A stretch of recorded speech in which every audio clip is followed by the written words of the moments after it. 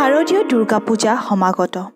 দুৰ্গা দেৱীক আদৰিবলৈ সাজু হৈ উঠিছে গুৱাহাটী মহানগৰীৰ পূজা কমিটিসমূহ। এইবাৰ বিষ্ণুপুৰবাসী ৰাইজে হাতত লৈছে এক ব্যতিক্ৰমী প্ৰচেষ্টা। ৮০ ফুট ওখ ভাৰত মাতৃৰ আৰ্হিত নিৰ্মাণ কৰিছে দুৰ্গাৰ প্ৰতিমা। স্থানীয় শিল্পীয়ে থাৰ্মকল আৰু অন্যান্য সামগ্ৰীৰে সাজি উলিয়াইছে ৰাজ্যৰ সৰ্বোচ্চ দুৰ্গাৰ প্ৰতিমা। মূল প্ৰতিমাৰ লগতে থাকিব দেশৰ বীৰ পুৰুষ স্বাধীনতা সংগ্ৰামীসকলৰ প্ৰতিমূৰ্তি।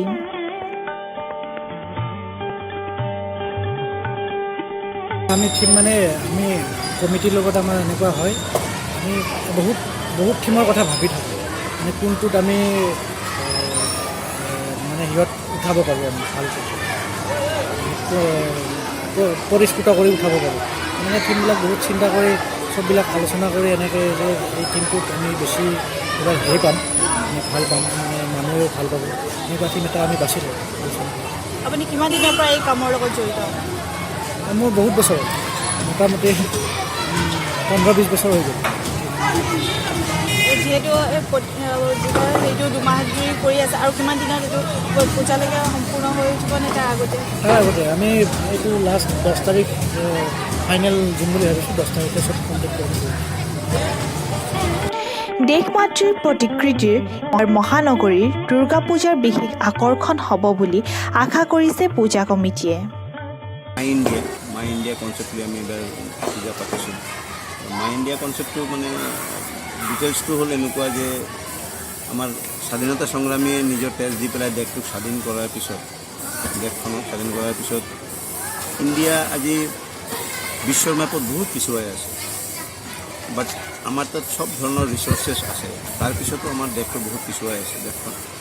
সেইটো কাৰণে আমি এইবাৰ এইটো থিম লৈছোঁ। এইটো থিমত আমি দেখাইছোঁ হেৰিকৈ, ফাৰ্ষ্ট দেখাইছোঁ ফ্ৰীডম ফাইটাৰ কেইজনক দেখাইছোঁ আমি, যেনেকুৱা মেইনলি ধৰি পেলাই কেইজনক, যেনেকুৱা নেতাজী সুভাষ চন্দ্ৰ বসু, মহাত্মা গান্ধী, ভগত সিং, চৰ্দাৰ বল্লভভাই পেটেল, অসমৰ পৰা যেনেকুৱা আমি কনকলতা, মণিৰাম দেৱান, এওঁলোকক লৈছোঁ, দেখাইছোঁ। তো এওঁলোকৰ তেজৰ বিনিময়ত আমি স্বাধীনতা পাইছোঁ, বা সেই স্বাধীনতাৰ মূল্যটো আমি দিব পৰা নাই। আজি বহুত পিছুৱাই আছোঁ আমি।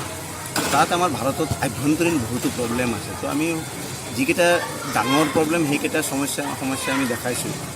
যেনেকুৱা টেৰৰিজম আমাৰ ইণ্ডিয়াৰ এটা বহুত ডাঙৰ প্ৰব্লেম, কৰাপশ্যন এটা ডাঙৰ প্ৰব্লেম, তাৰপিছত আমাৰ বহুতো আঞ্চলিক দল সংগঠন আছে, এইবিলাকৰ এটা প্ৰব্লেম আছে, চৰকাৰৰ যিকোনো কামত বাধা দিয়ে। তাৰপিছত ৰাজনীতিটো আমাৰ যিটো বংশবাদ ৰাজনীতি, যিটো জেনেৰেশ্যন ৱাইজ চলি আছে, সেইটো ৰাজনীতিও আমি দেখাইছোঁ। এই কিছুমান বস্তুক আমি দেখাইছোঁ, যিবিলাকৰ কাৰণে ইণ্ডিয়াটো ডেভেলপমেণ্ট হোৱা নাই, যিটো ফৰ্মত হ'ব লাগিছিল।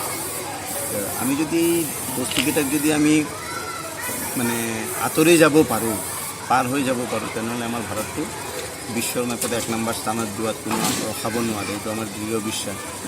আৰু সেইটোৱে আমি বিচাৰিছোঁ যে আমাৰ ইয়াত যিমান ৰাইজ আহিব, ৰাইজে আমি এইটো মেছেজ দিব বিচাৰোঁ যে আমি চবে মিলি আমাৰ দেশটোৰ কাৰণে, দেশখনৰ কাৰণে চিন্তা কৰিব লাগিব।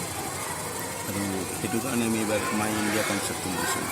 বিষ্ণুপুৰবাসীয়ে সমগ্ৰ ভাৰতবৰ্ষৰ বীৰ পুৰুষসকলক সৰুগত কৰি যি এক সমন্বয় বাৰ্তা প্ৰেৰণ কৰিব বিচাৰিছে, সেয়া ৰাইজে কেনেধৰণে গ্ৰহণ কৰে সেয়া হ'ব লক্ষণীয়। কেমেৰা পাৰ্চন মুস্তাক হুছেইনৰ সৈতে ৰিমঝিম গগৈ, জনগণ